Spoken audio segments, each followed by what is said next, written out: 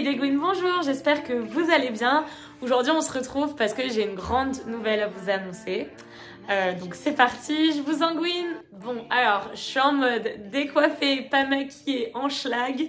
Mais c'est pas grave parce que c'est pas le plus important. J'ai un truc hyper important à vous annoncer. En gros, j'ai demandé à Anaïs en Pax et elle a accepté. Je suis hyper émue d'en parler alors que ça fait genre 15 jours qu'elle a accepté. Mais enfin, je suis trop contente. Et en gros, je vais vous raconter un peu comment ça s'est passé. Je pleure déjà, ok.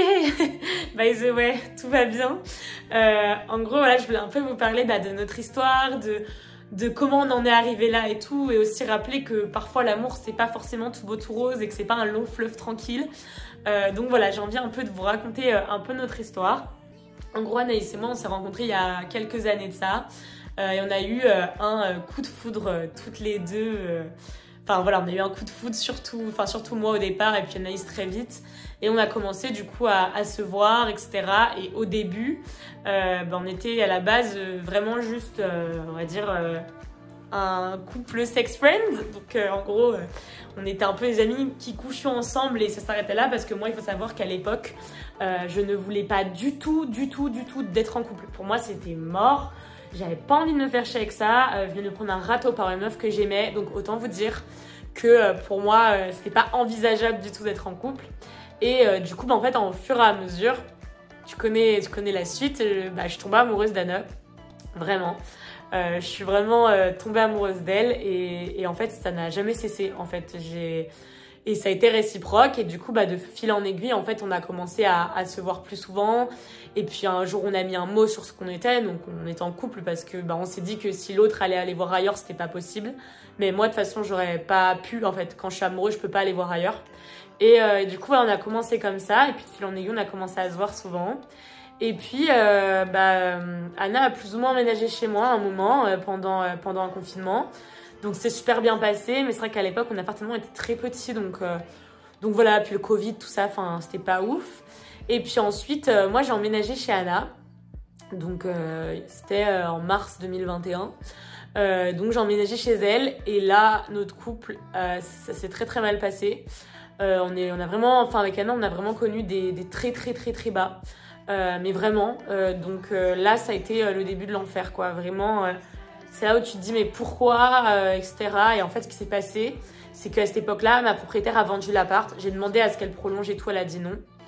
Et en fait, ce qui s'est passé, c'est que j'ai dû débarquer chez Anaïs parce qu'à l'époque, j'étais dans une situation financière qui était importante. C'est-à-dire que je gagnais 800 balles par mois, j'avais un loyer à payer, j'avais l'essence et tous les mois, j'étais à découvert. Je ne m'en sortais pas. Et mon travail, j'étais obligée de prendre le train, le train et la voiture.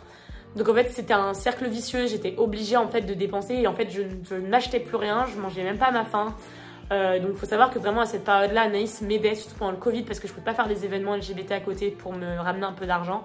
Donc vraiment il y avait des jours où je sautais des repas, j'avais vraiment pas financièrement la possibilité de manger comme il faut.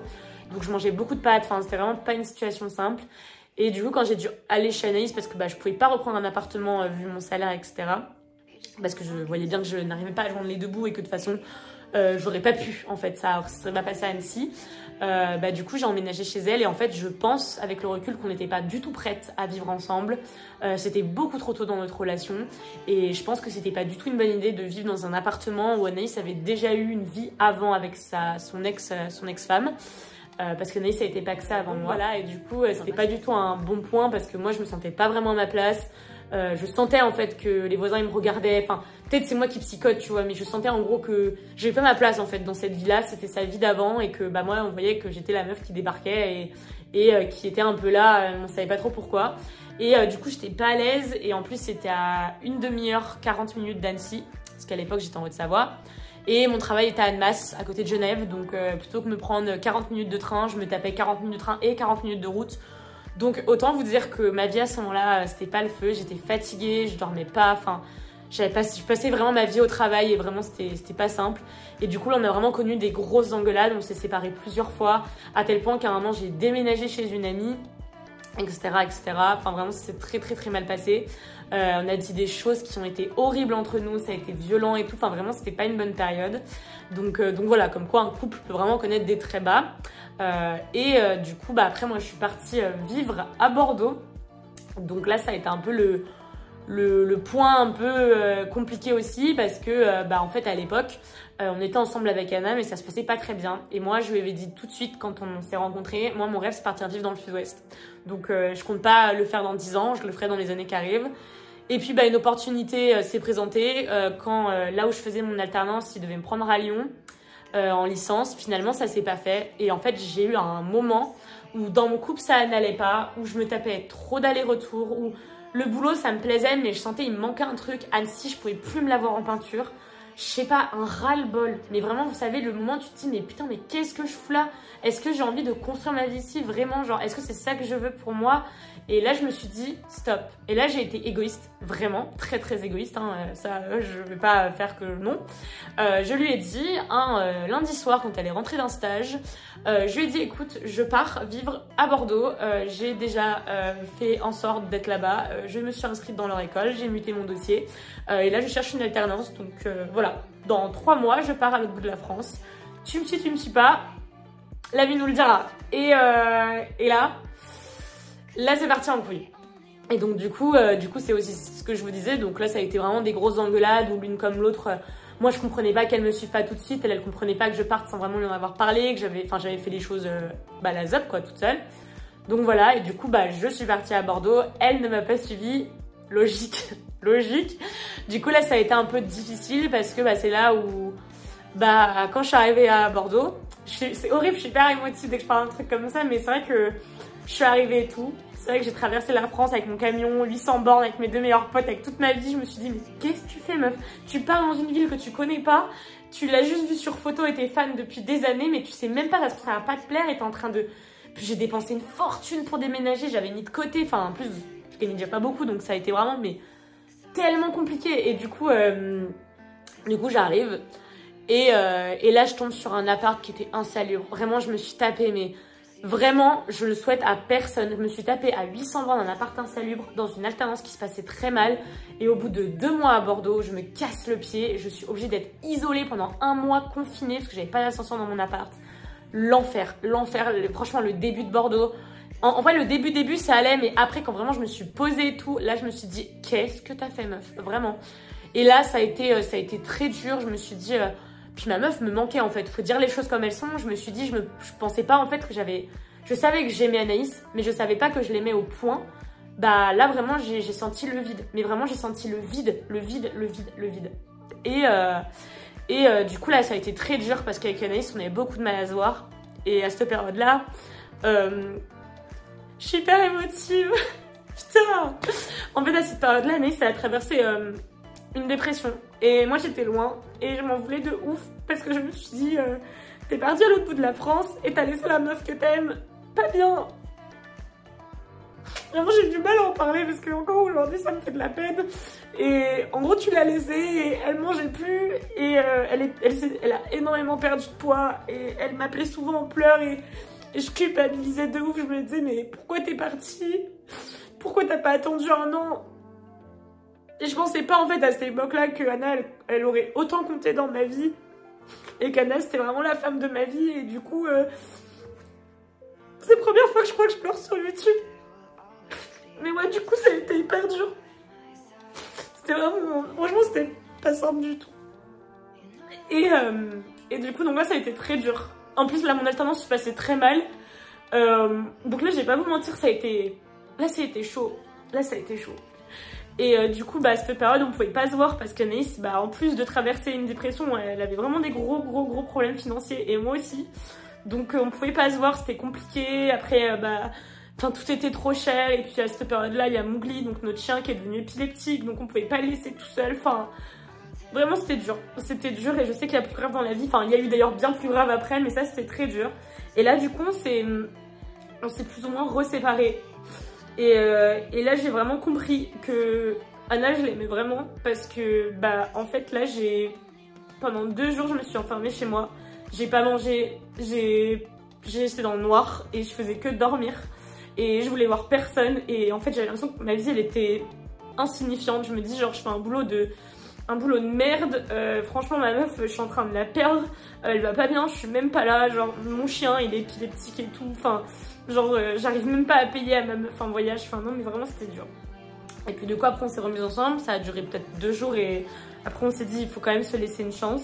Et là du coup on a commencé à regarder les apparts sur Bordeaux et du coup après bah on a décidé de vivre ensemble. Et donc là c'était plutôt une bonne période et puis bah c'est revenu forcément parce qu'à distance Anna et moi en fait on n'y arrive pas. Moi je vous le dis honnêtement, il y a des couples qui peuvent tenir à distance, d'autres non, et moi je n'ai pas honte de le dire, je ne peux pas tenir en couple à distance. Moi je suis quelqu'un, j'ai besoin de sentir, la voir, la prendre dans mes bras, l'aimer, l'embrasser, lui faire l'amour, enfin moi je suis quelqu'un voilà, et de pas voir une personne pendant des fois 3-4 semaines pour moi c'est trop. Et en fait moi en plus je suis quelqu'un qui suit pas appel, pas message, ça me fait chier. Du coup elle est de ouf message appel, donc enfin bref on se comprenait pas, moi j'avais besoin d'elle et elle bah elle comprenait pas pourquoi je l'appelais pas et tout, enfin ça a été très compliqué. Et puis bah malheureusement on s'est disputé un soir. Et ça je vais pas du tout m'étaler là-dessus, mais pareil on s'est reséparés. Et là j'ai vraiment cru que c'était la fin parce que bah mon cousin est décédé. Donc là, si je devais vous parler dans des pires moments de ma vie, je pense que cette période-là, c'était pas mal. Et en fait j'ai appris plus tard qu'elle n'avait plus son téléphone, donc elle a pas appris. En fait elle savait pas que j'étais en train de vivre un deuil, elle ne le savait pas en fait. Et donc c'est après quand elle l'a su forcément bah elle est revenue tu vois. Mais là ça a été très très dur. Là vraiment j'ai perdu mon cousin d'un accident. Mon alternance, vraiment là ça a été la fin. D'ailleurs je voulais les appeler le matin même pour partir. J'étais prête à arrêter mes études parce que vraiment ça se passait très mal. Et je me suis dit c'est pas grave, au pire tu payeras l'école, tu feras un crédit, je m'en bats les couilles, mais tu restes pas dans cette vie là, ça te pose des problèmes dans ta vie, t'es pas bien, tu t'engueules avec ta meuf à cause de son alternance et tout. Et en fait bah malheureusement tout est arrivé en même temps, genre on s'est disputé, Anna n'a plus de téléphone, en fait elle n'était plus joignable, elle avait plus de téléphone, il était cassé. Donc moi du coup j'ai plus eu aucune nouvelle d'Anna pendant genre 3 jours, 4 jours même, enfin je sais même pas parce que là vraiment c'est la période la plus dure, une des plus dures de ma vie. Là j'ai ma mère qui m'appelle pour m'annoncer ce drame, donc mon cousin c'était comme mon frère, donc là moi ça a été dur. Je m'étalerai pas plus, mais là ça a été très dur. Et mon taf qui me dit à cette période-là, bah en gros je leur dis je sais pas si je peux prendre un arrêt, si je dois poser des congés. Ils m'ont dit bah non mais tu vas poser tes congés sinon c'est un arrêt sabbatique quoi. Donc là ça a été... Là en fait je suis arrivée devant mon médecin et ça faisait plusieurs fois qu'elle voyait que ça allait pas. Et elle m'a dit écoutez là je vais vous mettre en arrêt parce que là vous avez besoin de temps. Vraiment là vous êtes en train de faire un burn-out et là vous venez d'apprendre un drame. Donc là vous allez prendre du temps, vous allez rien faire, vous allez vous poser, vous allez rester en famille. Et c'est ce que j'ai fait. Je suis restée en famille et je me suis posée. Et du coup bah là ça a été très dur. Là j'avais besoin d'être seule, j'avais vraiment besoin de me retrouver. Et après avec Anna on s'est quand même revus etc. Mais on était en relation libre, c'est-à-dire qu'on n'était pas en couple. Ça je vous en ai jamais parlé parce que bah je savais pas à cette période là si mon couple allait tenir ou pas, j'avais aucune idée. Et en fait on s'était dit genre chacune fait sa vie et c'était très clair, si elle ou moi on rencontrait quelqu'un, et bah ça s'est pas fait, enfin voilà. Mais en tout cas voilà on était plus dans une relation, on fait ce qu'on veut et on voit ce que ça mène parce qu'aujourd'hui on n'est pas capable d'être en couple à distance, on se déchire plus qu'on s'aime, on n'a que du négatif ces derniers mois, donc il vaut mieux des fois s'arrêter que de continuer une relation et en fait que ça aille droit dans le mur. Et de là donc on s'est revus etc. Et je me souviens qu'un jour j'ai dit à Anaïs écoute moi si tu veux que ça marche, parce qu'Anaïs forcément elle essayait de me récupérer, je lui ai dit écoute je veux que tu partes et que tu emménages à Bordeaux et t'as 1 mois pour le faire et c'est soit tu viens et notre relation on essaye, mais je veux qu'on fasse une thérapie de couple, qu'on aille toutes les deux voir des personnes pour nous aider, soit on s'arrête là mais c'est terminé et c'est définitif. Du coup elle est venue. Voilà. Voilà, ça c'est mon bébé d'amour quoi. Du coup elle est venue et elle a emménagé ici et du coup bah voilà maintenant on crée notre cocon, on crée notre vie. Et bah ça se passe super bien. Bon, il ne veut pas dire que c'est tous les jours parfait, ça n'existe pas. Par contre, on a suivi une thérapie de couple. Pareil, je vais vous mettre le nom de la thérapeute sur Bordeaux parce que vraiment, elle est incroyable. Et on a suivi chacune de notre côté une thérapie aussi.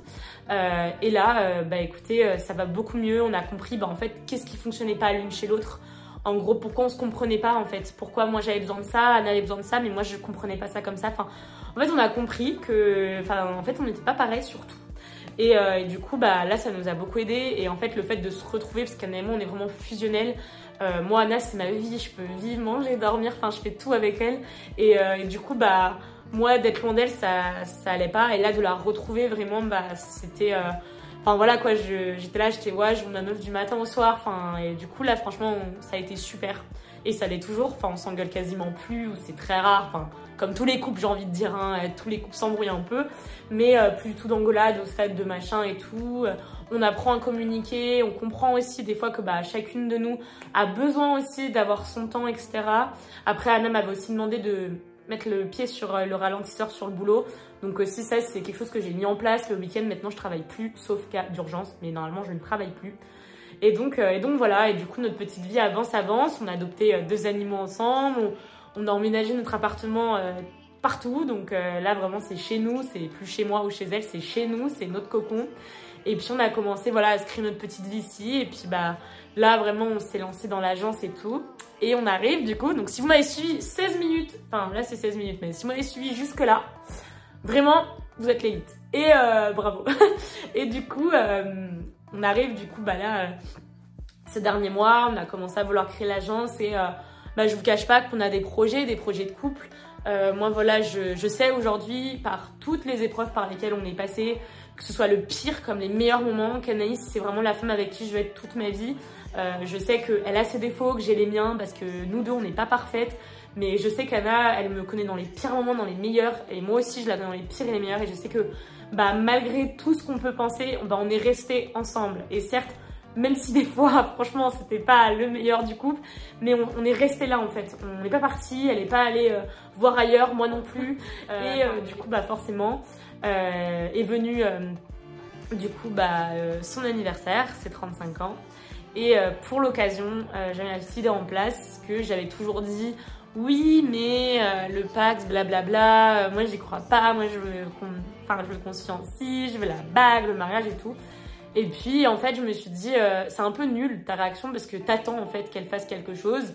Pourquoi toi tu ferais pas aussi un effort pour lui dire bah voilà moi j'ai envie de m'engager aussi avec toi. Et le Pacs, je trouve que bah c'est quand même, c'est pas, pour moi c'est rien à voir avec le mariage. Pour moi vraiment le Pacs on se dépaxe, mais je me paxe pas pour me dépaxer. Mais en gros pour moi le Pacs c'est vraiment genre déjà officialiser légalement qu'on est un couple. C'est montrer aussi que je l'aime, que je m'engage aussi bah devant la loi en fait.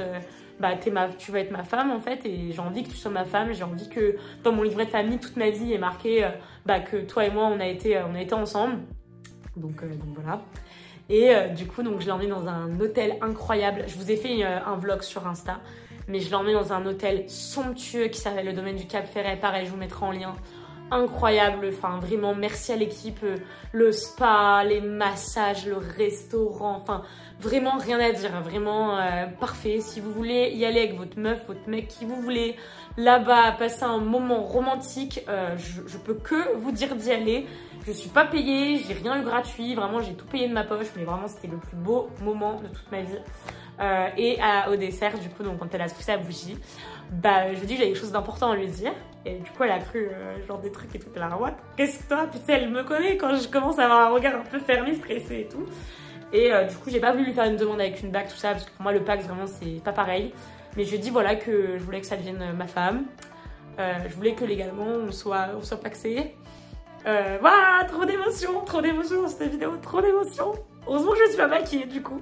Mais voilà, je voulais que bah, ce soit ma chérie, qu'on soit ensemble, que moi je voulais faire ma vie avec elle, que je voyais pas d'autres femmes, que je voulais que ce soit... Waouh. Franchement, c'est abusé, je peux que pleurer. Voilà, bienvenue dans mon hypersensibilité. Et que je voulais voilà, que ce soit la mère de mes enfants. Je voulais que s'il arrive quelque chose, bah, ce soit elle. Voilà, du coup, la grande nouvelle. Donc après, là, tout ce que je vous ai dit après, bon bah ça, on verra. Hein, donc il faudra suivre un peu les stories Insta. Trop contente de partager ça avec vous. J'ai attendu d'abord de le dire à tout le monde, parce que je voulais que tout le monde soit au courant. La famille, les amis, tu connais. Sauf que j'ai des amis, ils vivent à l'autre bout du monde. Je vise personne. Mais du coup, pour les appeler avec le décalage, j'étais wouh. Donc du coup j'ai voulu vraiment contacter tout le monde parce que bah même si c'est pas la grande nouvelle, c'est pas un mariage ou une naissance, je me suis dit bah c'est une bonne nouvelle et on appelle tellement les gens souvent pour dire qu'on est triste, bah là au moins je les appelle pour leur dire bah je vais me paxer tu vois donc c'est cool. Donc voilà, on est trop contente et j'espère qu'un jour on fêtera nos 55 ans de mariage comme mes grands-parents. Là je vais au restaurant, enfin un gros repas de famille avec tout le monde pour fêter les 55 ans de mariage de mes grands-parents. Donc du coup là on va je pense trinquer un verre pour nous à ce moment-là. Rien de plus simple d'ailleurs, vraiment un repas de famille en famille avec les gens que j'aime. Voilà, moi ça me suffit à me rendre heureuse et à remplir ma vie de joie. Donc voilà, je suis trop contente. Voilà, donc j'espère que cette vidéo vous aura plu. Bon, j'espère que j'ai pas trop pleuré parce que j'avoue là, c'est un peu la chienne à la glande. Donc voilà, on se dit à très vite du coup au PAX. Hein du coup, et du coup, on se dit à très vite et puis voilà. En tout cas, j'espère que vous êtes heureux et que un jour vous pourrez commenter sous la vidéo. Moi aussi, je vais me paxer et comme ça, on fait une fête de PAX ensemble. Voilà, donc gros bisous et à bientôt. Salut, salut.